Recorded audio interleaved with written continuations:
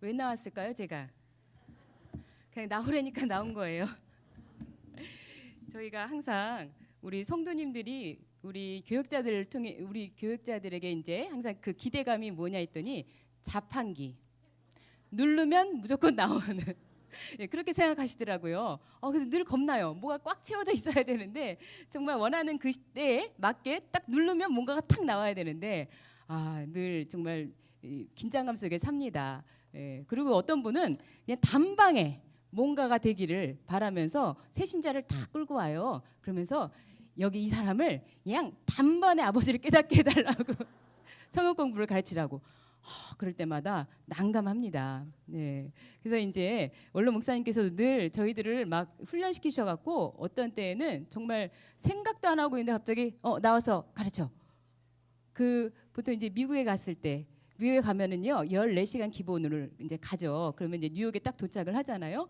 뉴욕에 이제 이렇게 앉아요. 앉으면 이제 밥을 먼저 먹었던가. 그리고 이제 너무 피곤해갖고 잠도 제대로 못 자고 개슴치레하고 이제 이게 이제 앞에 나오셔서 뭐라고 말씀하시다가 갑자기 그 다음 시간에 우리 정유진 전사가 공부할 거야. 그러니까는 갑자기 막 진짜 잠이 확 깰 정도로 아니 갑자기 뭘 하라는 거지? 예, 그런 순간들이 많이 있었어요. 예, 아마 우리 성도들도 언제든지 다 명령에 고순종을 이렇게 많이 훈련을 통해 배우셨잖아요. 예, 저희 부모님께 엄마에게도 들은 바가 저 이제 어렸을 때에는 원지동 수양관이 있죠. 네, 원지동 수양관. 그때는 무슨 삐삐가 있었나요? 핸드폰이 있었나요? 그냥 집 전화밖에 없는데도 어떻게 그렇게 잘 모였지 싶더라고요. 근데 뭐 하여튼 그 나름대로 연락 체계가 뭐 있었나 봐요. 구역별로. 그러면 설거지하다가도 갑자기 원지동으로 모이래. 그러면 이제 죄다 이렇게 갔던 기억이 나고 그래서 이제 말씀 받고 은혜 받아서 그러니까 그 하루가 어떻게 보면 오늘은 또 어떻게 모이려나? 오늘도 또 연락이 오려나? 오늘은 무슨 말씀이시려나? 이런 기대감 속에 살지 않았나라는 생각이 듭니다. 그래서 오늘 이 시간도요. 일정이 어떻게 되느냐 물으시걸랑 저는 몰라요. 일정이 정해지지 않았어요. 그래서 어느 순간부터 특히나 우리 이제 이 교회가 그 무계획이 계획이다라는 말이 나올 정도로 정말 우리가 어떤 대책을 세울 수가 없는 거예요. 불시에 긴급히 또 어떻게 뭐라 그러죠 그거를 기습으로 막 뭐가 이렇게 생기잖아요. 이런 많은 변수들에 우리가 어떻게 다 대처를 하겠습니까? 그러나 일단 기본 마음 자세는 언제든 부르면 오리라. 라는 자세가 있기 때문에 오늘도 이제 모이신 줄로 믿습니다. 그래서 오늘도 이제 성경 공부를 통해서 은혜를 받고자 하는데요. 우리 먼저 창세기 18장 18절. 창세기 18장 18절. 자, 우리 찾으시고요. 19절까지 함께 읽도록 하겠습니다. 자, 찾으셨으면 함께 읽습니다. 시작. 아브라함은 강대한 나라가 되고 천하 만민은 그를 인하여 복을 받게 될 것이 아니냐. 내가 그로 그 자식과 권속에게 명하여 여호와의 도를 지켜 의와 공도를 행하게 하려고 그를 택하였나니 이는 나 여호와가 아브라함에게 대하여 말한 일을 이루려 함이니라. 이는 하나님의 말씀이니라. 아멘. 오늘 제목은 구속사의 중심 인물. 구속사의 중심 인물 누굴까요? 아브라함 이렇게 적으시면 되겠습니다. 오늘 뭘 갑자기 공부를 해야 되나 솔직히 생각할 겨를도 없었는데 가만 생각해 보니까는 올해의 키워드와 같은 것이 아브라함이더라고요. 올해 우리 지표가 뭐죠? 신앙 지표?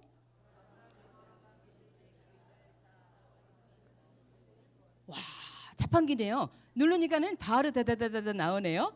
아브라함이 걸어간 믿음의 길을 따라 구속사 완성에 힘쓰는 교회. 그래서 올해는 정말 아브라함만 생각하셔야 돼요. 아브라함이 믿음의 길을 걸어갔다면 도대체 어떤 길이었을까? 이럴 때는 어떻게 하고 또 이런 상황에서는 어떻게 했을까? 우리가 그 사적을 그 행사를 하나하나 파헤치듯이 공부해야 되죠. 그러기 위해서 연구해야 되고 그러기 위해서는 또 배워야 되고 그리고 또 하계 대성에도 마찬가지로 아브라함의 얘기가 들어가죠. 자, 하계대성의 주제는 뭔가요? 몰라요. 그럼 지금 외우세요. 아브라함의 구속 경륜을 깨닫고 아브라함의 복을 누리는 성도가 되자. 아브라함의 구속 경륜을 깨닫고 아브라함의 복을 누리는 성도가 되자. 어떻게 보면은 이 지금 다 두 줄이에요. 뭐냐면 아까 그 이 신앙 지표도요. 일단 아브라함이 걸어간 믿음의 길이 무엇인지 일단 알아야 되고, 그런 연구와 그런 사모함과 또 그런 깨달음을 통해서 이제 구속사 완성을 우리가 해야 되는 이 사명이 주어지는 거예요.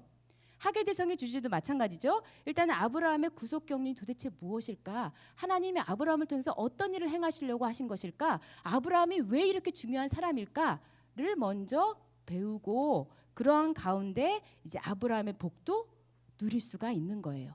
그래서 항상 우리에게는 그냥 배우고 듣고 이렇게 성경 공부하고 끝나는 게 아니라 후차적으로는 늘 나는 그럼 어떻게 해야 될까 하는 이 삶의 변화. 그러기 위해서는 우리의 생각 또 우리의 모든 이 행동 이런 것이 다 변할 때 저절로 하나님께서 우리를 경건하게 그야말로 아브라함 자손답게 만들어 주시는 것을 깨달을 수가 있게 됩니다. 자, 오늘 이 구속사의 중심인물 아브라함에 대해서 살펴볼 건데요. 여기 오늘 본문을 다시 한번 보면 이렇게 나와 있어요. 이 아브라함을 통해서 복을 받게 된다. 천하 만민이. 그러니까 아브라함은 하나님께서 복의 근원 삼아 주셨잖아요. 아브라함을 축복하면 그 사람이 축복받고 아브라함을 저주하면 또 그 사람이 저주받고 이 아브라함은 너무나 강력한 복에 있어서 통로가 된다는 것을 말씀해 주고 있습니다. 그리고 더 나아가서는 그 아브라함이 행하는 일, 즉 자식과 권속에게 의와 공도를 지키도록 그걸 가르쳐 주는 일을 하면은 그래서 그 자손들이 그걸 본받아서 행할 때에 어떠한 일이 일어나느냐? 아브라함에게 대하여 말한 거 그것을 그 자손들을 통해 다 이루게 된다는 거예요. 그러니까 내가 아브라함이 가르쳐준 대로만 내가 하면 하나님이 아브라함에게 약속한 모든 것을 누굴 통해서 오늘날 나를 통해서 이루신다는 말씀을 하고 계십니다. 아브라함은 수천 년 전에 그냥 과거의 인물로 끝나는 게 아니에요. 그 믿음의 길은 지금까지 쭉 연결되어 있어서 오늘날 나에게 앞에 딱 하니 준비되어 있습니다. 그 길을 걸어가기만 하면 이제 구속사의 완성은 저절로 되는 거예요. 그런데 우리가 그 길을 가지 못하는 이유가 두 가지가 있겠죠. 하나는 아브라함의 길이 뭔지를 아예 몰라서, 또 하나는 나의 생각, 나의 욕심이 너무나 커서 그 길을 가기에는 주저주저 하기 때문에. 그러면 우리는 어디에 지금 속하는가? 만약에 1번에 해당한다면 지금 이제 배우시면 되는 거죠. 그래서 첫 번째로 우리가 살펴볼 것은 뭐냐면은 아브라함의 중요성을 이제 살펴보도록 하겠습니다. 이 아브라함이 도대체 왜 구속사의 중심 인물이라고 말할 수가 있을까? 자, 그것은요. 첫 번째로 이거 어떻게 사용하는 거예요? 네, 닦아야 돼요, 일단. 새로운 페이지. 새로운 페이지. L자? L자? 이렇게? 다들 보신 건 있어. 안 되는데. 안 되는데? 이게 아닌가 봐요. 이걸 다 이렇게 지울 수는 없고. 모르겠어요. 예? 아이고, 언제 지워요? 그냥 말로만 할까요? 예. 첫 번째 거 이거는 쓰는 건데 여기다만 쓸게요. 일단 아브라함, 네, 아브라함의 중요성. 아브라함의 중요성. 첫 번째는 그 이름의 뜻만 봐도 알 수가 있습니다. 이름은 그 사람이 어떤 사람인가를 나타내는 가장 압축적인 그런 도구죠. 그래서 그 사람의 일생도 이 안에 다 들어가 있고, 왜냐하면 우리가 평생에 제일 많이 듣는 것이 무엇일까요? 이름이기 때문에 그 이름 흥해라 흥해라 하면 정말 흥하듯이 그 이름대로 살아가게끔 돼 있는 거죠. 그런데 이 아브라함의 이름을 하나님께서 고쳐주셨어요. 새 이름을 주셨죠. 성경에서 최초로 새 이름을 받은 사람이 바로 이 아브라함이에요. 그래서 아브람 했을 때에는 고귀한 아비란 뜻이 있어요. 그렇죠? 근데 어떻게 바꾸셨어요? 아브라함이라고 했을 때에는 무슨 뜻일까요? 열국의 아비, 열국의 아버지란 뜻이 있어요. 자, 이 이미 요 속에 열국은 몇 나라일까요? 10나라? 아니죠? 네. 정말 수없이 나열된 것이 이 열국이에요. 온 열방이 여기에 다 속하고 있어요. 모든 사람들이 다 아브라함을 아버지로 삼는다는 얘기예요. 이 밑으로 쭉 많은 사람들이 많은 또 민족을 이루고 나라를 이루었겠지만은 이 아브라함을 통해서 전 민족, 전 세계가 하나가 될 수 있다는 거예요. 우리는 언어가 다르고 또 이 문화와 여러 가지가 달라도 아브라함 한 사람으로 인해서 저절로 하나가 된다는 거예요. 우리가 그런 걸 많이 체험하죠. 이렇게 여주에서 하계 대성회를 할 때마다 외국에서 오신 분들, 우리랑 또 색깔도 다른 분도 있고 언어가 다른 분들이 막 모이잖아요. 그런데 우리는 그 차이점을 그다지 느끼지 못할 정도로 말씀 안에서 하나가 됨을 느낍니다. 그러한 이 하나된 그 공동체가 바로 이 하나님께서 아브라함을 통하여 이루실 마지막 때의 이 통일이죠. 통일. 우리의 소원은 통일인 것처럼.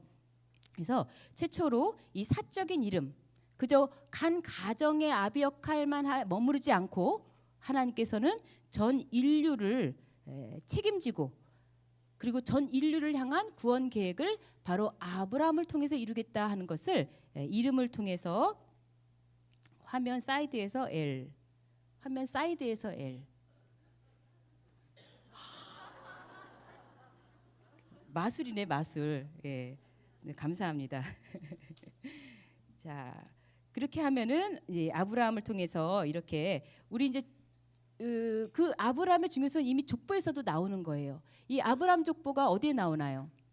아브라함이 최초로 등장하는 족보 창세기 몇 장이에요? 창세기 11장에 나오잖아요. 창세기 11장 우리가 그동안 얼마나 많이 배웠어요. 그죠? 노아의 아들 셈으로부터 쭉 연결돼서 맨 끝에 인물이 누구로 끝나요? 아브라함으로 끝나요. 이 족보는 두 가지 형태가 있죠. 어떻게 되는? 하향식과 상향식. 너무나 잘 기본이 돼 있으셔요. 자, 위에서부터 아래로 내려오는 것을 하향식이라 그래요. 그 하향식 족보는 누구를 주목시키고 있느냐? 맨 마지막 인물. 즉 아브라함이란 인물을 주목시키기 위한 구조가 바로 이 하향식 족보라는 거죠. 전체 창세기가 50장으로 되어 있는데 그 50장을 우리가 반으로 나눕니다. 반반 나누는 건 아니에요. 1장부터 11장. 그 아브라함이 일단 등장하기까지. 그리고 이제 12장부터 새롭게 시작하는 마지막까지 이루는 것은 그건 뭐냐? 그 중심, 하나님이 그 아브라함을 이 땅에 등장시키기 위해서 얼마나 애를 쓰셨는지. 사실 기간으로 치면은 1장부터 11장까지가 훨씬 긴 기간이에요. 그런데 더 하나님이 말씀하고 싶은 것은 이제 본격적으로 12장 아브라함의 등장부터 본격적인 구속사의 전개가 일어나고 있는 거죠. 자, 이렇게 족보라고 하는 것의 위치 그리고 족보의 형태만 봐도 아브라함이 얼마나 중요한 인물인가를 알 수가 있어요. 그러니까 1장부터 11장은 아브라함을 등장시키기 위한 서곡에 불과해요. 드디어 짠 하고 하나님이 아브라함을 선택하셨어요. 그리고 이 아브라함을 통해서 놀라운 역사, 즉 횃불 언약이라고 하는 그 하나님과의 언약을 비롯해서 그 언약을 성취시키는 것이 이제 쭉 하고 전개가 되는 거죠. 그래서 우리가 그 이름만 볼 때에도 하나님께서 아브라함을 이렇게 크게 쓰실 것을 나타내고 있습니다. 그래서 하나님은요, 이 아브라함이 지금 열국의 아버지라고 했기 때문에 열국, 하나님이 아브라함을 통해서 나라를 형성하시려고 하는 거예요. 하나님의 나라를 완성하시기 원하시는 겁니다. 나라의 구성 요소는 뭡니까?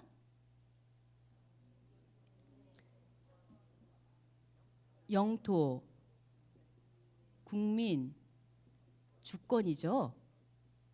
그래서 이 세 가지를 다 약속을 하셨어요. 아브라함에게. 영토.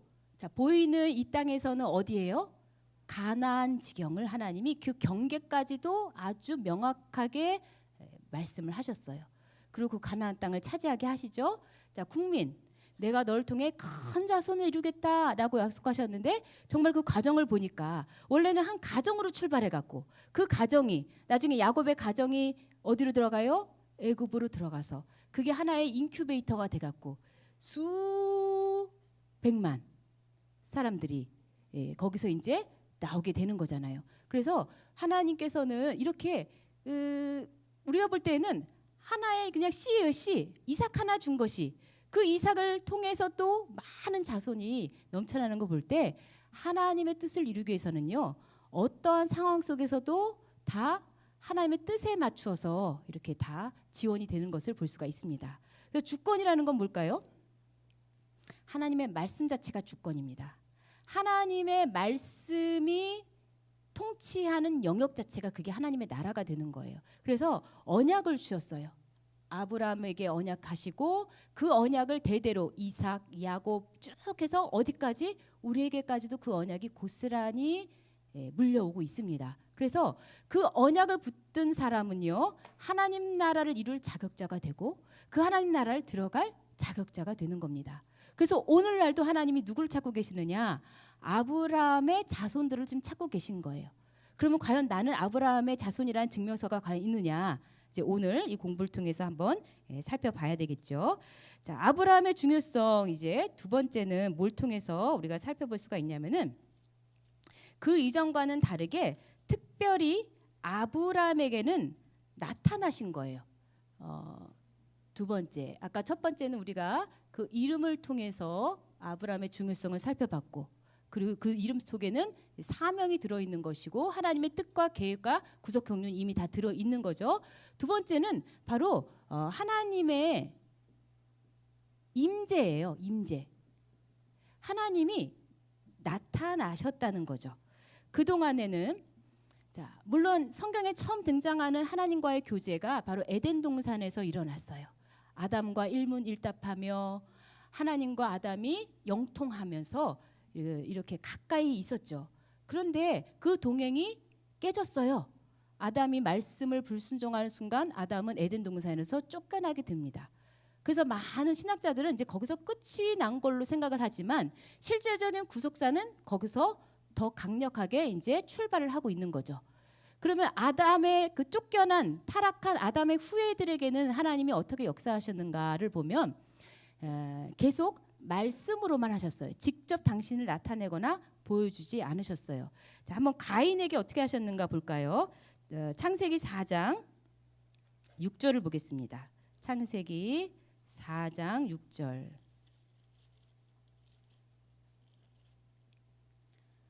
자, 4장 6절 그 앞에만 한번 읽어볼까요? 찾으신 분들 시작.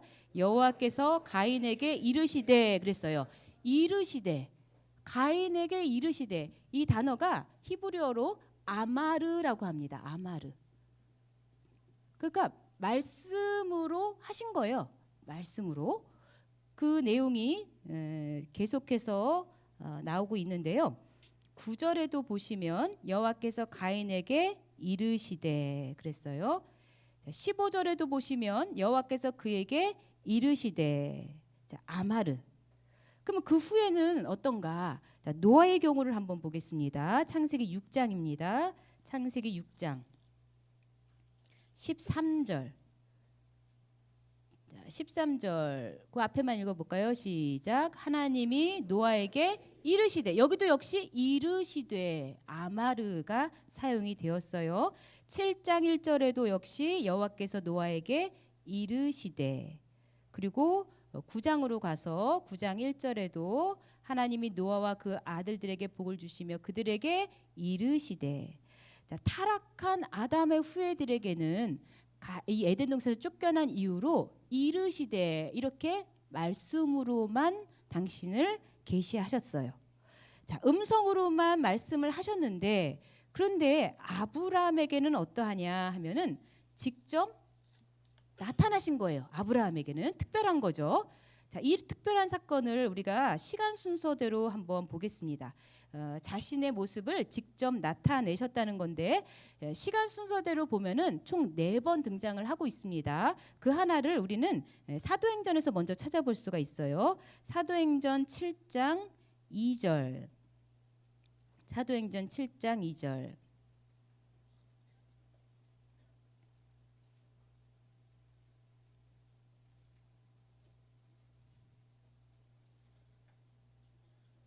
자, 찾으셨으면 같이 읽어보겠습니다. 시작. 스데반이 가로되 여러분 부영들이여 들으소서. 우리 조상 아브라함이 하란에 있기 전 메소포다미아에 있을 때에 영광의 하나님이 그에게 그렇죠. 보였다는 건 뭐예요? 눈으로 확인할 수 있게 나타나신 거예요. 이거 언제죠? 시점이 어디에서? 하란에 있기 전.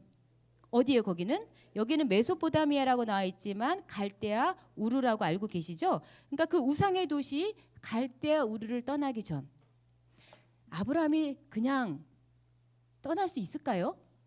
떠날 수 없어요. 여기 내가 자라온 곳이고 나의 터전이고 나가 아는 사람 다 여기 있고 우리 애들도 보세요. 이사 가는 거 싫어요. 여기 내 친구를 두고 어디를 사가요? 내가 여기서 뭐 어디가 재미있었고 어디를 갈 수 있고 그러니까 아브라함도 나이가 꽤 됐을 거 아니에요. 그러면 그 사람의 이 기득권, 자기가 거기서 누릴 수 있었던 이 모든 것을 포기하고 간다는 것이 쉽지 않습니다. 그랬기 때문에 하나님이 강력하게 역사하시는 방법 중에 하나가 바로 눈에 보이게끔. 하나님이 나타나시는 게요. 사실 음성만으로 너무나 무섭습니다. 그것을 우리가 어디서 찾아볼 수 있냐면 출애굽기에 보시면은 그렇죠.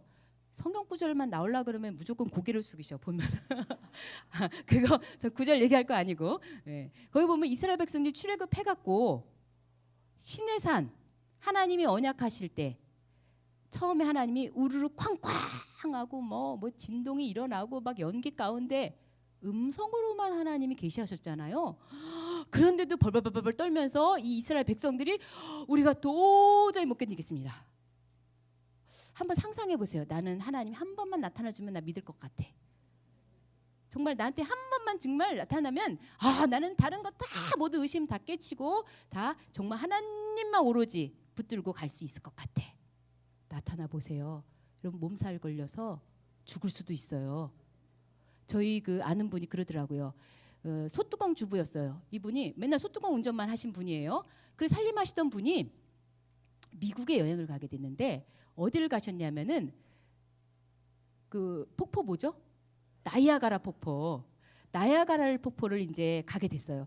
근데 이제 그 앞에 가서 보는데 물살이 막 팍 하고 쓸려 내려가잖아요. 팍 내려가고 막 물이 떨어지는 거 그거를 보는데도 보고 나서 몸살이 나서 시름시름 알았어요. 그 장관이 너무나 막 충격적으로 다가오고 너무나 커서 이 자연 자체도 위대하고 우리에게 위험을 이렇게 나타내는데 하나님이 나타나셔요? 음성만으로 나타났을 때 이스라엘 백성들이 정말 덜덜덜덜 떨면서 절대로 우리가 이제는 안 나타나셔도 되고 아니 나타난 게 아니죠. 음성 안 하셔도 되고요. 모세를 통해서 하게 해주시죠. 모세를 통해서. 목소리만으로도 감당 못한다니까요. 그런데 지금 직접 보였다고 할 때 얼마나 충격적이고 그것이 파격적이었을까. 그러니까 여기를 떠날 수가 있었던 거죠. 그래서 갈대아 우르를 떠나기 전에 하나님이 나타나셨고 그래서 그 헬라어로는 그 단어가 호라오라고 합니다. 호라오. 이 호라오라는 단어는 구약에 뭐와 같냐면은 구약이면 히브리어죠. 이거는 이제 헬라어인데 이거와 동격으로 히브리어로는 라아 보다가 라아예요. 전인격적으로 체험하는 게 바로 이 라라는 단어거든요. 그와 동일하게 번역이 된 겁니다. 그래서 이 단어는요. 영광의 하나님이 갈대아 우르에 나타나셔갖고 아브라함에게 보였을 때 누가 말하듯이 뭐 꿈으로 나타났나 환상으로 나타났나 이런 것이 절대 아니라 직접 나타나신 거죠. 그렇다면 여러분 생각해 보세요. 직접 나타난다면 어떻게 해야지 우리가 인지할 수 있을까? 새로 나타날까요? 개로 나타날까요? 사람으로 나타나야 우리가 인지하고 인격적인 어떤 교제와 통하는 게 있을 수 있겠죠. 이제 그걸 한번 생각해 보시면서, 그래서 이 호라오라는 단어가 어디에 사용이 되냐면요, 초림하신 예수님의 그 성육신에 그 사용되는 단어예요. 호라오. 어디에 있어요? 요한복음 1장 18절에 사용이 된 단어예요. 제가 읽어드릴게요. 본래 하나님을 본 사람이 없으되 아버지 품속에 있는 독생하신 하나님이 나타내셨느니라. 거기서 본, 이 보다가 바로 호라오, 즉 예수님의 성육신을 직접 이렇게 눈으로 보는 경우에 사용되는 단어라는 거죠. 자, 그리고 이제 또 언제 나타나셨느냐, 두 번째 걸 한번 찾아볼까요? 이건 이제 창세기에서 우리가 찾아볼 수 있습니다. 12장 7절. 창세기 12장 7절. 그러니까 아브라함은 어느 누구보다도 큰 체험이 있었던 사람이에요. 보통 사람들은 할 수 없는 이러한 체험이 있기 때문에 그 강력한 그 은혜가 아브라함을 계속적으로 이끌어 나가지 않았을까. 조금 힘들고 또 의심이 되고 또 뭔가 희미해질 때 하나님이 나타나신 그걸 생각할 때마다 번뜩 정신이 차려졌겠죠. 자, 12장 7절 말씀 시작. 여호와께서 아브라함에게 나타나 가라사대 내가 이 땅을 내 자손에게 주리라 하신지라. 그가 자기에게 나타나신 여호와를 위하여 그곳에 나타나신 그것을 기념하기 위해서 단을 쌓을 정도니까 이건 정말 기념비적인 특별한 사건이 되는 거죠. 거기서 여기 나타나가 있어요. 이때는 언젠가요? 이제 갈대아우를 떠나서 하란을 떠나서 이 가나안에 들어왔어요. 그때가 몇 살? 75세에 세겜 땅을 지날 때 하나님이 나타나신 거예요. 만약에 이때 안 나타났으면 아브라함이 또 이제 주저주저 했겠죠. 이거 맞나? 내가 이제까지 뭔가 홀려서 그냥 오긴 온 것 같은데 이거 아닌가? 라고 할 수도 있는데 하나님이 나타나셔서 바로 이것이 약속의 땅 맞아 라고 하는 확신을 주셨습니다. 사실 하란을 떠날 때부터 구체적인 장소를 가르쳐 준 건 아니잖아요. 왔을 때에 거기 세겜에 왔을 때 하나님이 나타남으로써 이제 막연한 지시가 아니라 이제 눈에 보이는 것으로 확신을 가지게 된 거죠. 자, 그다음에 세 번째 나타나심 하나님의 임재를 보시면 창세기 17장 1절이 되겠습니다. 창세기 17장 1절. 자, 읽겠습니다. 시작.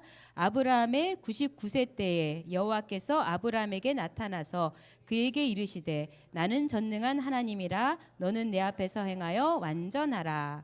자, 이때는 몇 살일까요? 99세라고 돼 있어요. 이것도 어떤 전환점 아니면 특별한 때인죠. 이거 무슨 일, 왜 나타날 수밖에 없었을까요? 하나님이 그동안 안 나타났어요. 그동안 안 나타나셨어요. 이때 오랜만에 그동안에 아브라함 믿고 보기 싫어서 안 나타났어요. 왜 그럴까요? 요 사이에 있었던 사건.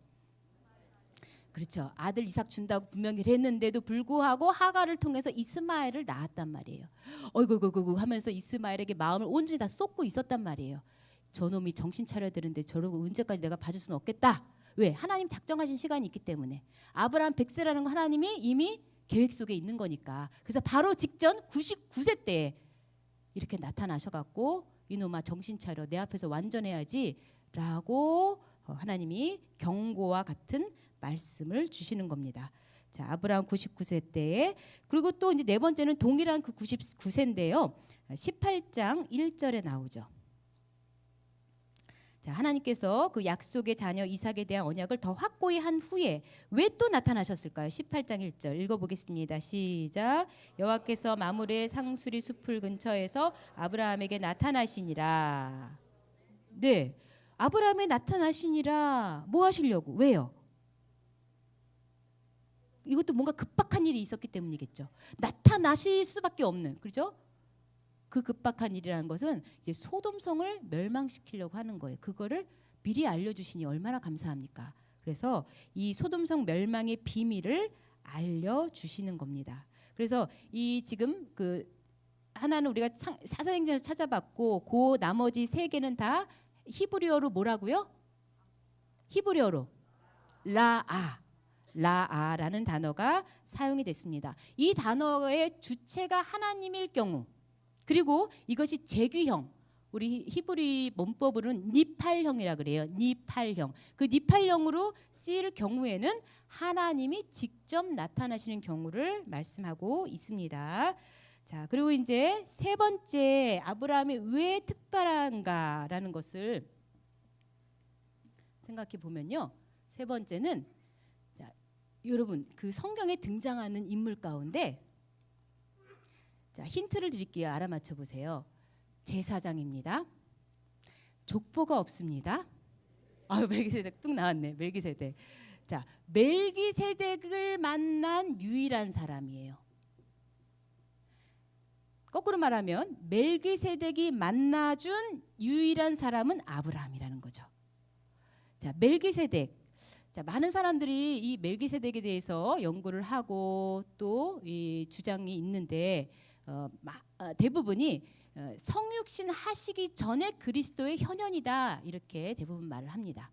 왜냐하면 멜기세덱은 끝이 없는 자다. 이제 구약만 가지고는 솔직히 멜기세덱이 어떠한 속성을 가지고 어떤 분인지 모르는데 히브리서가 많은 보충을 하고 있잖아요. 그래서 먼저 히브리서를 보게 되면 이 멜기세덱이라고 하는 인물에 대한 소개를 볼 수가 있는데요. 7장 3절에 보시면 아비도 없고 어미도 없어요. 그리고 생명의 끝이 없어요.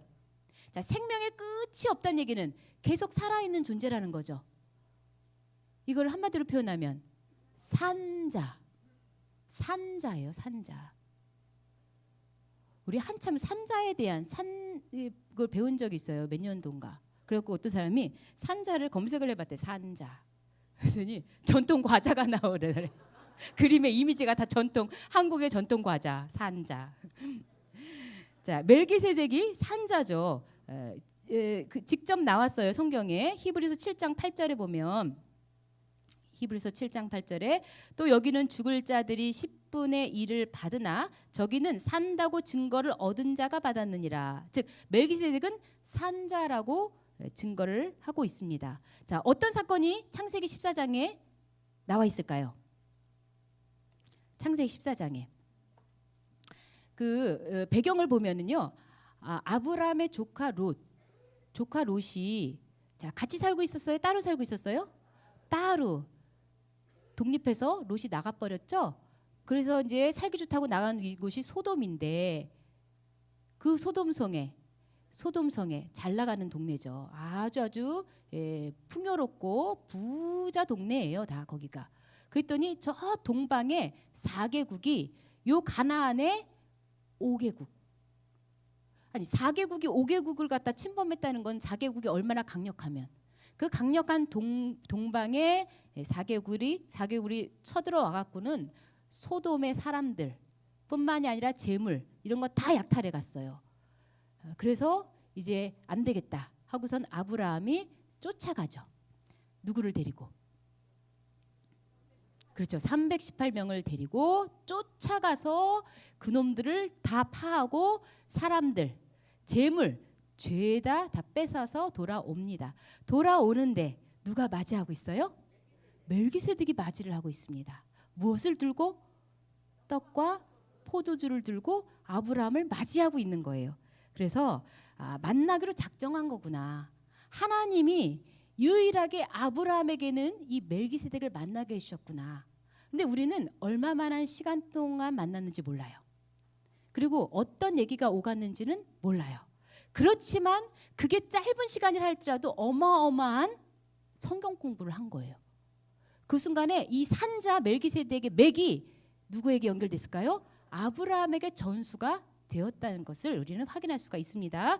자, 우리 창세기 한번 볼까요? 창세기 14장 19절.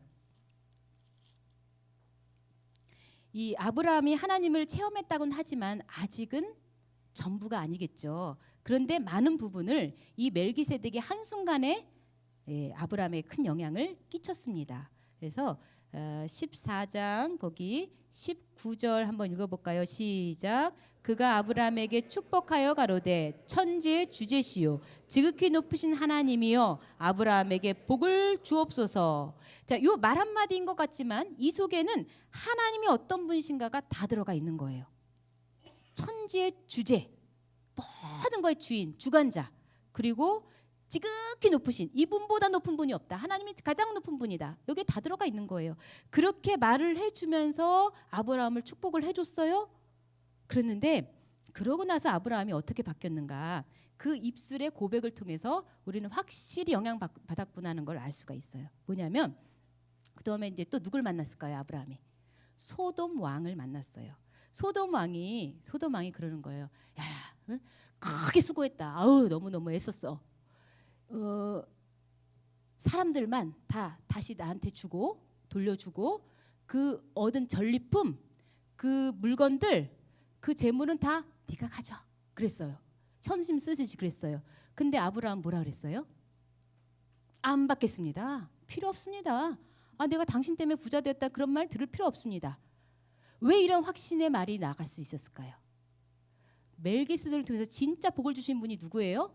하나님이시고 모든 역사의 주관자가 하나님이신데 아니 내가 뭐 이 사람 소돔 왕한테 잘 보여갖고 뭐 좀 타내고 이거 너무 무의미하다는 것을 이미 깨우친 거예요. 그래서 이 아브라함이 소돔 왕에게 하는 말을 한번 들어보십시오. 자, 22절 한번 읽어볼까요? 시작. 아브라함이 소돔 왕에게 이르되 천지의 주제시요 지극히 높으신 하나님 여호와께서 내가 손을 들어 맹세하노니 그랬죠요.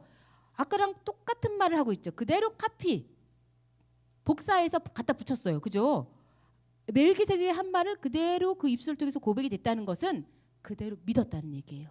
하나님에 대한 철저한 자각과 확신을 가지고 지금 말을 하는 거예요. 그러면서 내 말이 내가 아브라함으로 치북해 하였다 할까 하여 내게 속한 것은 물론 한 실이나 신들매라도 내가 취하지 않겠다. 하나님이 모든 거의 주인, 만복의 근원이라는 것을 저와 여러분이 확신할 때요. 욕심 안 생깁니다. 욕심 부릴 필요 없는 거예요. 내가 저 사람한테 잘 보여서 저거 좀 얻을 수 있겠다? 아니, 하나님께 잘 보여야죠. 이러한 큰 아량과 이러한 대담한 이런 마음, 이런 큰 믿음은요. 하나님에 대한 확신과 그분의 관계가 내가 온전히 정립되면 다른 것들은 그냥 정리가 돼버려요. 인간관계에서 내가 조금 내가 미련을 못 버리고 그래도 이 관계는 유지해야지. 이렇게 하다 보면 내가 기회주의적으로 변할 수밖에 없고 그 기회에 따라 내 마음을 자꾸 바꾸게 되는 거예요. 우리 여기 계신 분들은요. 마음 바꿀 겁니까? 아니잖아요. 확신이 있기 때문에 여기 쓴 거 아니겠어요. 근데 그 확신은 말씀이 뒷받침되어야만 계속 확신을 유지할 수가 있어요. 그래서 계속 성경 공부를 모이셔야 돼요. 그렇죠? 그래서 멜기세덱을 유일하게 만난 것은 하나님이 이 아브라함의 산자의 맥을 연결시키려고 한 것이고 그럼 그 이후로 아브라함은 얼마나 많은 사람들에게 이것을 전했겠습니까?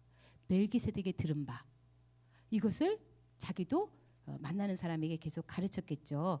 그래서 이러한 하나님의 놀라운 은혜 가운데 하나님이 아브라함을 통해서 일하시는데요. 크게 두 번째로 자, 그러면 이제 그런 아브라함을 통해서 일하신다면 우리도 어떻게 되어야 될까요? 아브라함에게 붙어 있어야 되는 거예요. 그래서 성경은 하나님께서 자신 있게 아브라함은 산자야라고 말씀을 하시는데요. 자, 크게 두 번째로는 아브라함의 가문을 볼게요. 가문. 아브라함의 가문. 자, 여기 마태복음 22장 32절을 참고로 볼 때 마태복음 22장 32절 하나님께서 당신을 소개할 때 항상 이렇게 나는 아브라함의 하나님이야 라고 강조를 하십니다. 자, 제가 읽을게요. 나는 아브라함의 하나님이요 이삭의 하나님이요 야곱의 하나님이로 다 하신 것을 읽지 못하였느냐? 하나님은 죽은 자의 하나님이 아니요 누구의 산자의 하나님이다 그랬습니다. 그래서 하나님께서는 산자를 통해서 일을 하고 계십니다. 즉, 이 구속사에서 하나님이 아브라함을 통해서 시간을 초월하고 공간을 초월해서 아브라함을 통해서 일하신다는 얘기죠. 그렇다면 그 아브라함과 같은 똑같은 그 언약을 붙들고 있는 사람들, 혹은 그 아브라함의 믿음을 전수받아서 그대로 행하고 있는 사람들을 통해서 지금도 역시 일하고 계신다는 거예요. 그래서 구속사에서는요, 중요한 것은 내가 과연 아브라함에게 붙어 있느냐, 이것을 항상 점검을 해야 되는 겁니다. 이 지금 구속사의 이 가장 중심은 물론 예수님이시죠. 근데 그 예수님이 오시게 한 관문, 예수님이 오시게 한 통로가 바로 아브라함이 됐잖아요. 그래서 예수님의 족보를 얘기할 때도 마태복음 1장 1절에 어떻게 시작합니까?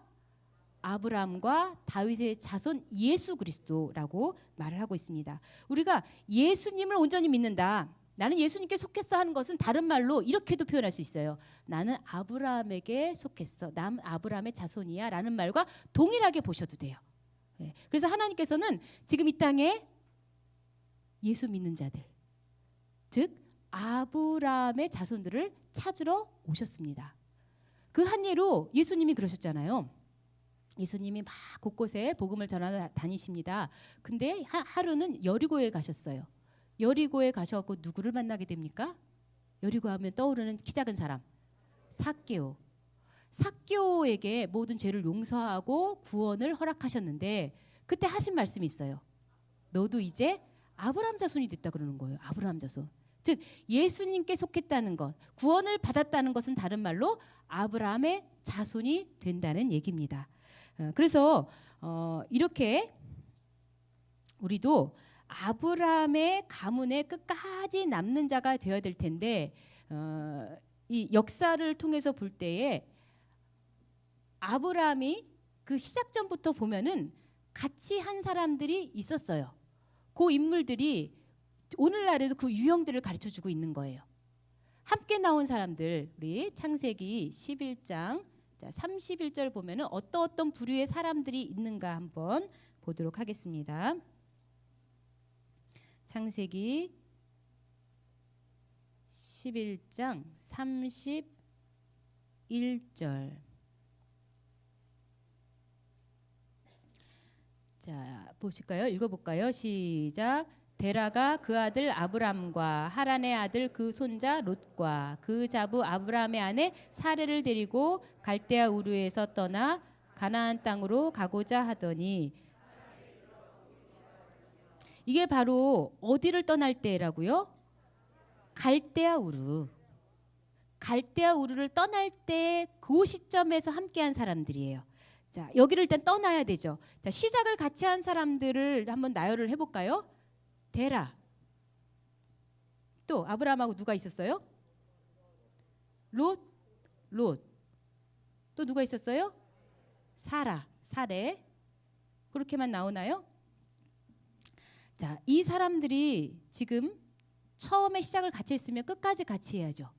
그래야 아브라함의 가문에 들어갔다 이렇게 말할 수가 있겠어요. 함께 출발한 것도 대단한 겁니다. 왜냐하면 출발하지 않은 사람도 있기 때문에. 자, 이 데라의 아버지 데라의 아들들 가운데 먼저 죽은 사람도 있죠. 누가 먼저 죽었어요? 먼저 죽은 사람. 하란, 그렇죠? 창세기 11장 28절 보시면 하란은 그 아비 데라보다 먼저 본토 갈대아 우르에서 죽었더라. 안타깝죠. 이 사람은 아예 출발도 하지 못한 사람이죠. 죽었기 때문에 아버지 데라보다 먼저 죽은 하란 같은 사람도 있어요. 자, 이 사람에게 이제 기회가 없었네요. 근데 또 이제 나오는 시점에서 그 아들 가운데 같이 안 나온 고집불통도 있네요. 누굴까요? 나홀도 아들이잖아요. 26절에 보면 데라가 낳은 아들들 보세요. 데라가 아브람, 나홀, 하란을 낳았더라 그랬잖아요. 자, 하란은 먼저 죽었어요. 그럼 나홀이 있을 거 아니에요. 나홀도 당연히 같이 나와야죠. 그 당시에는 가부장적 사회라 아버지의 권위가 대단합니다. 아버지가 명령하면 다 따라야 되는 거예요. 그렇게 엄격한 말에도 안 들을 정도로 얼마나 고집불통 망나니일까요? 이 나홀은. 그죠? 나홀은 함께 나온 명단에 들어있지 않아요. 아마 이때 많은 고민을 했던 것 같아요. 그래, 아버지 말씀을 듣고 내가 가야지. 아니야, 내가 여기서 이뤄놓은 것이 얼마나 많은데 내가 사업체를 그만두고 가? 그러면 이거 그동안 땀 흘려서 애쓴 거 다 물거품이 되는데 새로 정착하면 나는 완전히 맨땅인데 어떻게 다시 일어선단 말이야. 못해. 그래서는 이 나홀은 많은 고민 끝에 결국 어떤 걸 선택했어요? 나는 안 가요가 된 거예요. 근데 신기하게도 어떤가? 처음에는 말을 안 듣는데요. 나중에 보니까 또 말을 들은 사람이 있어요. 나홀이 분명히 이때 말 안 들었죠. 근데 나중에 어딜 가 있어요? 우리 지도가 이렇게 뭐 지중해 쭉 뭐 이렇게 돼 있고 이쪽에 자 이쪽에 이렇게 그리면 여기가 갈대아 우르죠. 그리고 여기 유브라데 티그리스강. 자 여기 하란이 있을 거 아니에요. 자 이렇게 떠났는데 처음에 분명히 같이 안 왔는데 나중에 아브라함이 자 이삭의 아내를 어디서 구했어요? 그죠? 하란에서 구했죠. 하란 여기 밧단 아람이라고 하는 그 하란 여기에 누가 있었느냐? 리브가가 누구 딸이에요? 나홀의 딸이잖아요. 아니죠? 나홀의 딸이잖아요. 나홀이 여기 와 있었어요. 나홀이 뒤늦게서 정신 차리고 뒤늦게서라도 동참하는 사람이 있다는 얘기예요. 그리고 다 그 사람도 다 사명이 있어요. 처음에 말 안 듣는다고 포기하거나 여러분 아예 그냥 이렇게 저 사람은 잘못했어 하고 치부해버리지 마세요. 왜? 각자 좀 때가 다를 뿐이에요. 좀 늦게서 정신 차리는 사람도 있다니까요. 그래갖고 고맙게도 아브라함이 사실 여기를 다시 이렇게 나올 때 얼마나 죄책감이 들었어요. 아이고 우리 나이 드신 아버님을 여기다 두고 내가 떠나다니 얼마나 큰 미련과 이 효자 아브라함이 말이에요. 그랬겠어요. 근데 걱정 마 하나님이 보내신 거 아니에요. 왜 걱정 마? 하나님은 플랜 B가 있기 때문에. 뭐냐? 나홀 어느새 정신 차려갖고 여기 와 있게 했네. 나홀이 아버지 데라를 모신 거 아니에요. 그래서 하나님은 어떻게든지 이 구속사는 가게 되어 있다. 내가 할 목, 내가 지금 받은 명령, 나에게 주어진 사명 이것만 여러분 감당하시면 돼요. 내가 저것까지 고민하고 저것까지 챙기고 아니에요. 그건 다 또 그 몫을 할 사람이 있다는 것을 기억하시기 바랍니다. 자 이렇게 해서 함께 출발했습니다. 데라와 룻과 사라, 아브라함이 같이 출발했어요. 자 데라는 어떤가요? 분명히 데라는 주도적으로 나왔다 그랬어요. 그만큼 이 나가야 된다는 것을 확실하게 깨달은 거죠. 근데 항상 우리는요. 처음 시작은 용두사미 잘 되었지만 또 유혹을 만납니다. 이 지역도 하란도 굉장히 풍부하고 물질로서 비옥한 땅이고 여기가 이제 무역이 왕성하고 이러다 보니까는 여기도 조사오니가 된 거예요. 그래서 여기 데라가 머물러 버렸습니다. 그래서 우리가 가만 보면요. 우리도 이 데라와 같은 사람이 있어요. 분명히 시작은 큰 마음을 먹고 하나님의 명령에 내가 순종한다라는 마음으로 출발을 하지만 중간에 이만해도 좋아. 뭘 또 더 가? 뭘 또 더 힘들게 해? 응? 라고 주저앉는 사람. 중간에 주저앉는 사람들이 있어요. 그래서 우리는 데라가 되면 안 된다라는 걸 배우지만 그 상황을 딱 만났을 때 이거는 창세기 몇 장에 나오는 바로 그 데라가 만난 그 사건이구나. 이렇게 생각이 나면 좋겠지만 그럽니까? 안 그러잖아요. 그래도 세뇌시키듯이 자꾸 성경 공부해야 그 상황이 맞닥뜨렸을 때 성경에 나온 그 구속사 현장 내가 지금 와 있구나 라고 생각하시고 정신을 차리시기를 바랍니다. 자 그런 다음에 롯을 볼까요? 롯은 계속 등장합니다. 그 이름이. 자 11장 31절에도 분명히 등장을 했고요. 그리고 나서 하란을 떠나서 어디로 들어와요? 가나안에 들어왔을 때도 그 이름이 등장을 합니다. 자, 하나님께서는 그 이름을 이렇게 빠뜨리지 않으셨어요. 창세기 12장 4절이죠. 자, 12장 4절 읽겠습니다. 시작. 아브라함이 여호와의 말씀을 쫓아갔고 롯도 그와 함께 갔으며 아브라함이 하란을 떠날 때에 자, 아브라함이 여호와의 말씀을 쫓아갔고 할 때 롯도 갔대요. 롯도 갔으니 그나마 여기서 롯이 잘하고 있었어요. 그런데 우리는 롯도 말씀을 쫓아갔다고 그러면 돼 있지는 않죠. 누가 그래도 주도적인 의지가 될까요?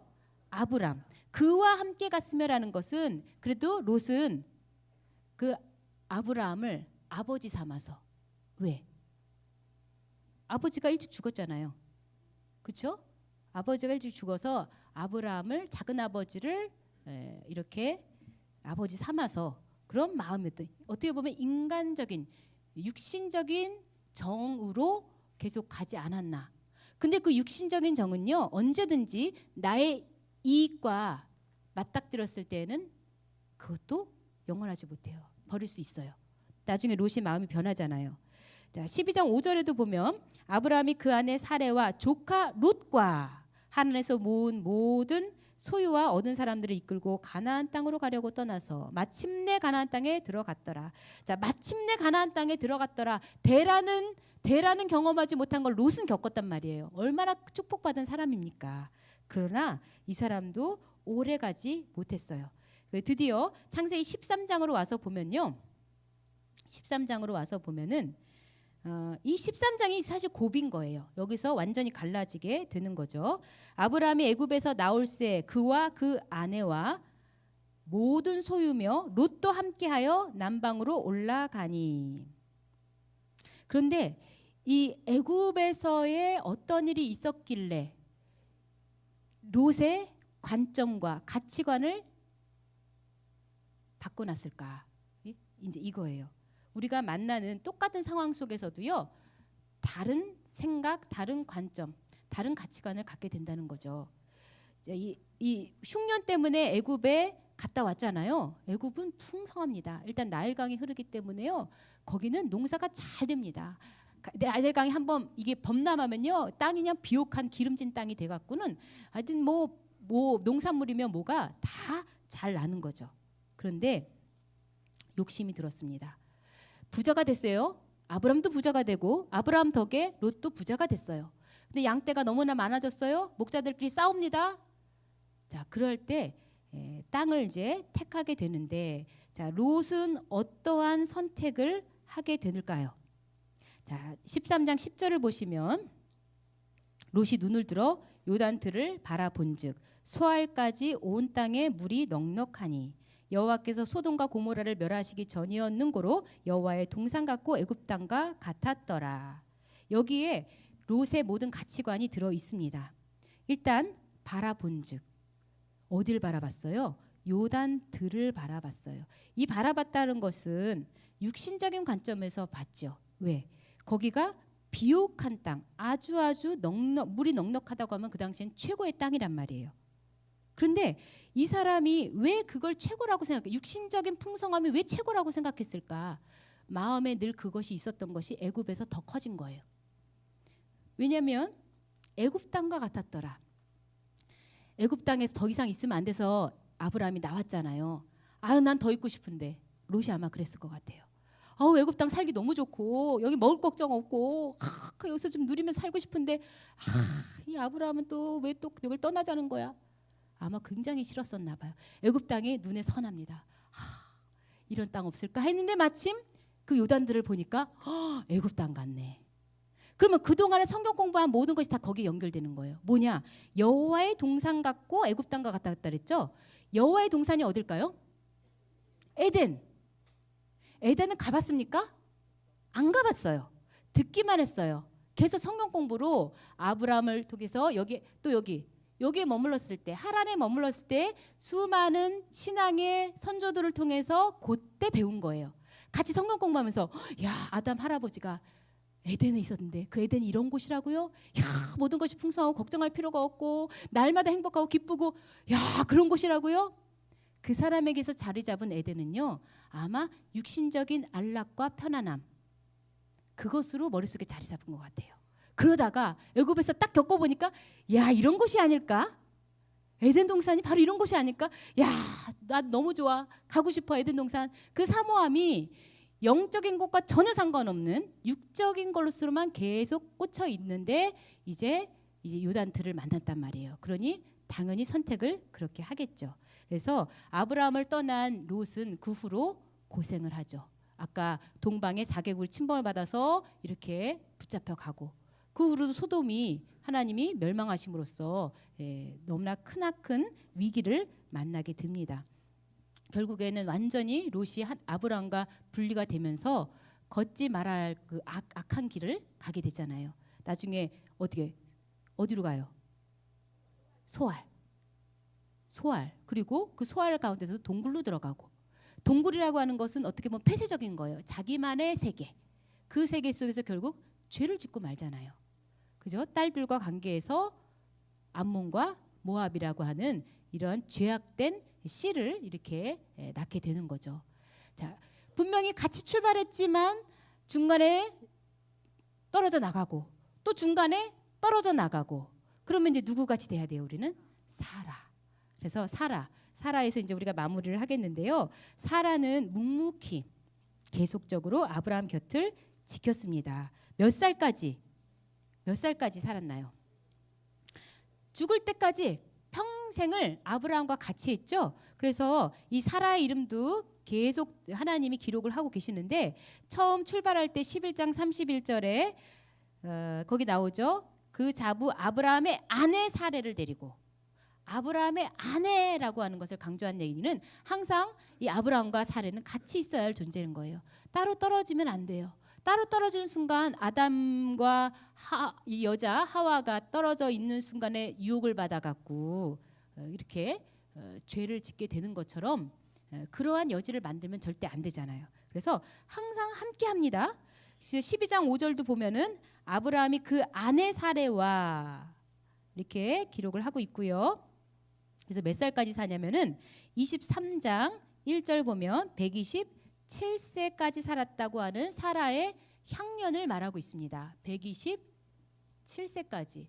보통 성경에 여자의 수명 잘 안 나옵니다. 근데 127세를 굳이 기록한 이유는 하나님이 이 사라의 모든 일생을 다 인정하시고 수를 세듯이, 야, 그 1년 너 정말 수고했다, 넌 정말 잘했다라고 하는 하나님의 인정의 그런 기록이라고 볼 수가 있는 거죠. 그러면 최소한 이 아브라함하고 얼마나 사는 거예요? 최소한 봐도 이 아브라함이, 우리는 이제 성경에 기록된 나이가 75세부터 나오잖아요. 그 이전부터 살았죠, 그죠? 결혼 일찌감치 했을 거 아니에요. 그러나 이때부터만 보더라도 10살 차이가 납니다. 그러면은 65세죠, 사라는. 그러면 65를 빼면 몇 살이에요? 62년을 같이 살았어요. 여러분, 지금의 남편과 지금의 아내와 몇 년을 같이 살고 계십니까? 65년 아직 안 됐죠? 그렇죠? 62년. 네. 우리가 왼수가 되면 안 되고, 왼수가 되면 안 돼요. 저는 항상 그 프로그램이 너무 기억이 나는데, 그 할아버지 할머니가 퀴즈 내는 거 다 아시죠? 예, 하도 제가 많이 얘기해갖고. 예, 그래서 그 천생연분 요거 이제 글자를 맞추는 거예요. 그래서 할아버지가 문제를 냈잖아요. 당신과 나 사이, 뭐라 그래? 당신과 나 사이. 그랬더니 왼수. 아니 네 글자 평생 왼수. 대부분이 그렇습니다. 그러나 우리는 주 안에서 원수를 사랑하라. 원수지만 사랑하셔야 돼요. 그렇죠? 우리가 평생을 언약의 동반자로서 그렇게 같이 가시기 바랍니다. 그리고 궁극적으로는 우리가 아브라함 그 믿음의 아브라함과 함께 마음을 함께하고 믿음을 함께하고 또 목적을 함께해서 같이 가야 되는 거죠. 자, 마지막 우리 한 구절 읽고 마치겠습니다. 출애굽기 24장. 출애굽기 2장 24절. 출애굽기 2장 24절. 올해 우리가 아브라함이라는 키워드로 이렇게 집중을 해야 된다고 우리 서두에 말씀을 드렸다시피 그 아브라함에 대해서 정말 더 많이 연구하셔야 돼요. 그래서 저는 10권 구속사 시리즈 10권 나왔을 때, 야, 아브라함 한 사람만 주제로 해서도 이렇게 많은 내용, 책 한 권이 되는구나. 근데 여러분이 그걸 또 자세히 하면 또 책 한 권이 더 돼가 있죠. 그럴 정도로 아브라함의 행사가 이토록 많이 우리가 이게 알아야 되는 거구나 라고 생각하면서 10권 책이 너무나 감사했어요. 왜? 아브라함처럼 하고 싶은데 어떻게 해야 되는지 모르잖아요. 그러니까 그거에 대한 어떻게 보면은 참고서 아니요. 그거에 대한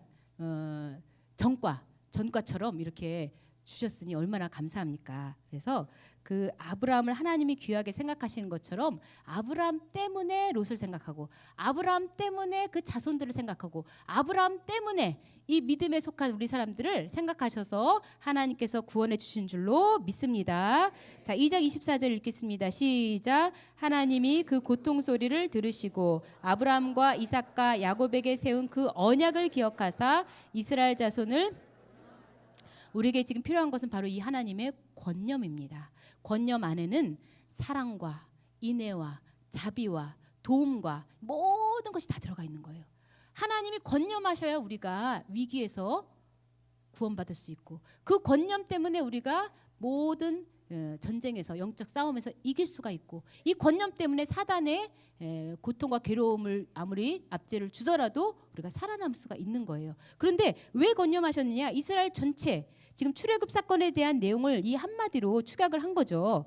출애굽 왜 시켰느냐? 하나님이 왜 이스라엘 전체를 이렇게 해방시켰느냐? 아브라함과의 세운 언약을 기억해서. 그러면 하나님이 아브라함과 세운 언약, 우리도 그 언약을 기억해야 된다는 거죠. 아까 뭐라 그랬어요? 크게 세 가지로 했을 때 땅, 그죠? 땅, 영토, 국민, 주권을 아브라함이 약속하셨다면 오늘 저와 여러분도 그것을 똑같이 약속받은 것이고 그것을 통해서 하나님의 나라를 지금 완성해 가고 있는 놀라운 사명을 맡았습니다. 그래서 끝까지 우리가 쉬지 않고 하나님을 닮아 쉬지 않고 행할 때에 지치지 마시고 옆에서 서로 독려해 주시고 우린 다 아브라함의 가문 속에 들어간 한 식구기 때문에 서로를 정말 더 보듬어 주시고 챙겨주시는 가운데 이번에 하계 대성회 때는 더 큰 은혜 속에서 큰 힘을 얻는 놀라운 축복이 있을 줄로 믿습니다. 기도하겠습니다. 사랑이 많으신 아버지 하나님 감사합니다. 지금까지 하나님의 권념하심으로 저희들이 지낸 줄로 알고 또 앞으로의 모든 길도 하나님께서 권념해 주시는 것으로 저희가 승리하며 갈 줄로 믿습니다. 그 권념의 가장 밑바닥에는 아브라함과의 언약을 기억하셨기 때문에 저희들도 챙겨주시고 저희들도 이렇게 사랑하시고 붙잡아 주시는 것이오니 우리가 그 언약을 꼭 붙들게 하여 주시옵소서. 언약이 흐려질 때에 우리의 마음도 불안해집니다. 그 언약을 내가 잊는 순간에 우리의 생활이 힘을 잃고 모든 것이 소망이 없어집니다. 그 언약을 붙잡을수록 생기가 나고 그 언약을 생각할 때마다 다시 한번 힘을 내서 저희들이 힘찬 전진을 할 수가 있사오니 아버지 하나님 늘 언약 속에 사는 모든 우리 성도들 되게 하여 주시옵소서. 오늘도 아브라함의 가문에 들어가게 된 것을 감사하면서 또한 이 아브라함의 가문에 합당한 우리의 행사가 있어야 되겠사오니 우리의 입술이 날마다 믿음의 말을 하게 하시고 우리의 행동도 믿음의 행동을 하게 하여 주시옵소서. 모든 삶을 축복하여 주신 줄 믿고 감사드리며 예수님의 이름으로 기도 올리옵나이다. 아멘.